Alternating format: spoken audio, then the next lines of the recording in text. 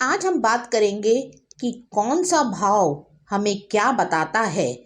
जब तक आपको यही नहीं पता होगा कि कौन सा भाव हमें क्या बताता है, तब तक आपको जन्मपत्री समझ में नहीं आएगी।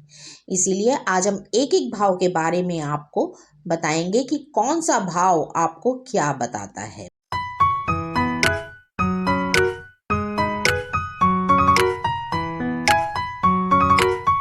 मैं एस्ट्रोलॉजर शिखा जैन अपने चैनल पे आपका स्वागत करती हूँ।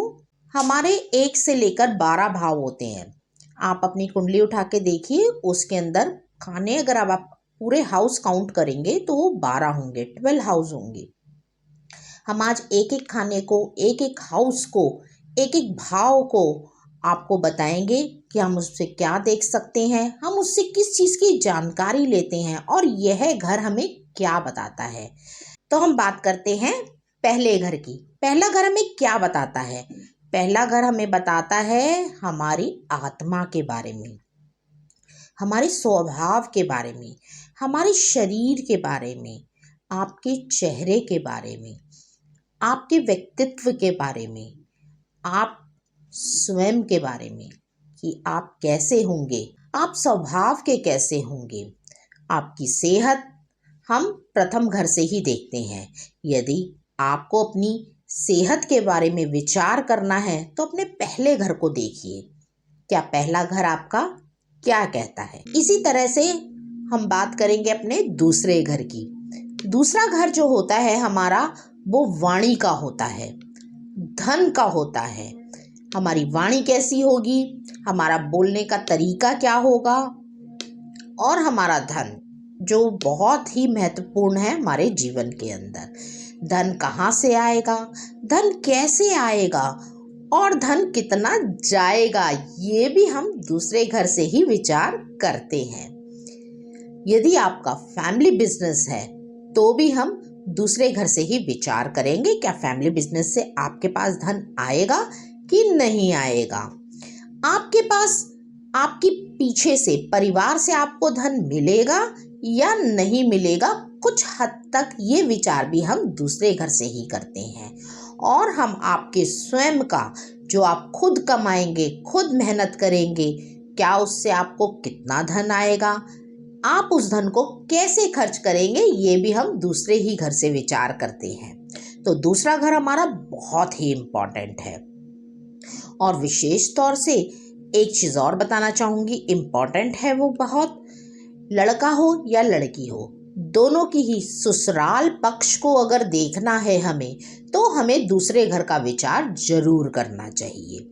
दूसरे घर के विचार से हम जान सकते हैं कि आपका ससुराल पक्ष कैसा होगा। तो दूसरे घर के बारे में मैंने आपको बता दिया है। हम और भी बहुत कुछ चीज़ें देख सकते हैं, पर ये कुछ ऐसी चीज़ें हैं जो आपको अवश्य ही देखनी चाहिए। अब हम बात करेंगे तीसरे घर की। तीसरा घर जो होता है, थर्ड हाउस जो होता है, वह होता है हमारे पराक्रम का, हमारे भाई बहनों का। हमारे भाई बहनों से संबंध कैसे रहेंगे, हमारे छोटे भाई बहन क्या हमारे साथ रहेंगे या हमारा उनसे झगड़ा रहेगा, यह हम देख सकते हैं तीसरे घर से। छोटी ट्रैवलिंग जो होती है, जैसे कि आप दिल्ली से हरिद्वार चले गए या दिल्ली से शिमला चले गए, छोटी ट्रैवलिंग आप देख सकते हैं तीसरे घर से।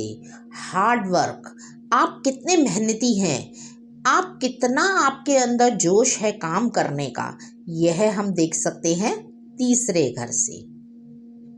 अब बात करते हैं हम चौथे घर की, चौथे हाउस की, या कह लीजिए चौथे भाव की। सभी भाव इंपॉर्टेंट होते हैं, पर फोर्थ हाउस, चौथा घर हमारा बहुत इंपॉर्टेंट होता है। यह होता है हमारा स्वयं का, जो आपके अपनी मेहनत से कमाई हुई धन संपत्ति होती है, या ये कह लीजिए आपके वाहन, आपकी गाड़ी, आपका मकान कैसा होगा, यह सब हम देखते हैं चौथे घर से। और सबसे ही इम्पॉर्टेंट बात, आपके घर का वातावरण कैसा होगा। मेरा कहने का मतलब है, क्या घर में कलह होगा या सुख शांति होगी, यह हम देखेंगे चौथे घर से। आपकी माता का सुख, आपकी माता का व्यवहार आपके साथ कैसा है, यह भी हम देखेंगे चौथे घर से आपकी माता आपको क्या बहुत कुछ देकर जाएंगी, या आपके साथ उनके संबंध, आपके परिवार के साथ उनके संबंध चौथे घर से देखे जाएंगे।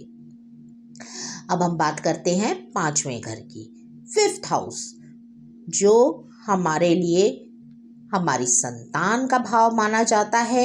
इससे हम अपनी संतान को देखते हैं, संतान के बारे में बातें करते हैं फिफ्थ हाउस से।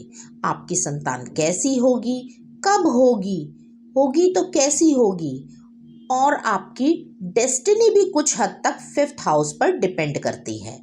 फिफ्थ हाउस हमारा पिछले जन्मों के कर्मों का फल लेकर आता है, तो इसीलिए उसे संतान का भाव भी बोला गया है। आपका लक भी फिफ्थ हाउस से ही देखा जाता है।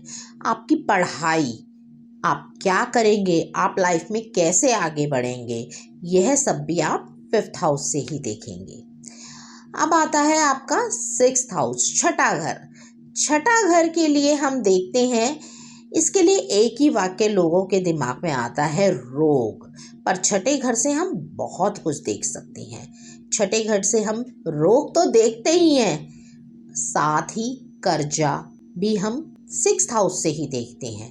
कर्जा आना और कर्जा उतरना भी हम छठे घर से ही देखते हैं। छठे घर के बिना आप कर्जा नहीं उतार सकते हैं।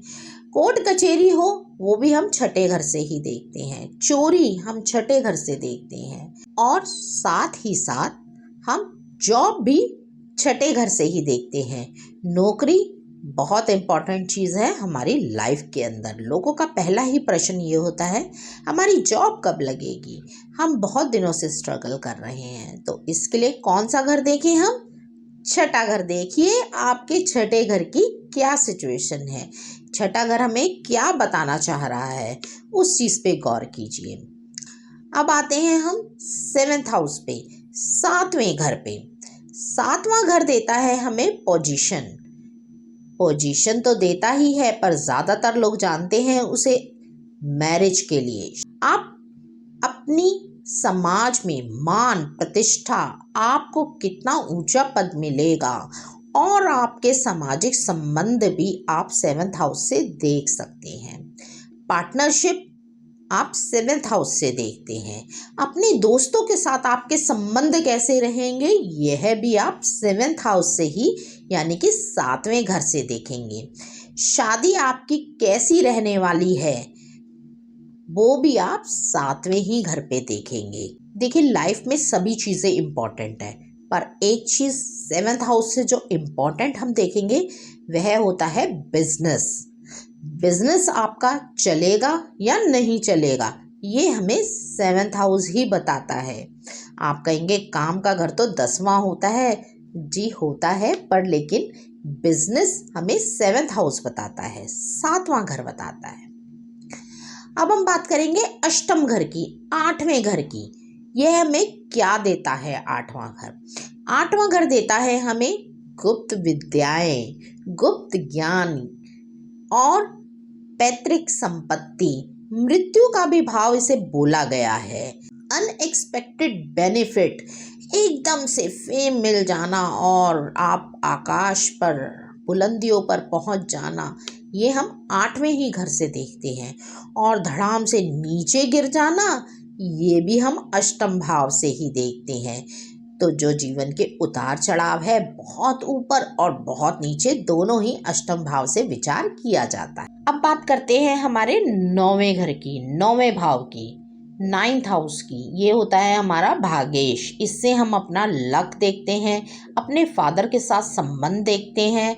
हमें यह भी पता चलता है कि पिता हमारा कितना साथ देने वाले हैं हमारी लाइफ के अंदर। क्या हम पिता के सहारे अपनी लाइफ को आगे बढ़ाएंगे, या हमें पिता का साथ मिलेगा या नहीं मिलेगा, यह विचार हम 9th हाउस से करते हैं। और सबसे बड़ी बात, जीवन में जो आपका लक है, जो आपका भाग्य है, वह हम इसी से विचार करते हैं, 9th हाउस से। अब बात करते हैं हम 10th हाउस की, 10वां घर। यह होता है हमारे कर्म का घर।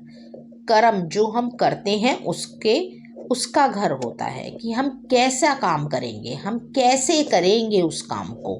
तो यह हम 10वें घर से विचार करते हैं।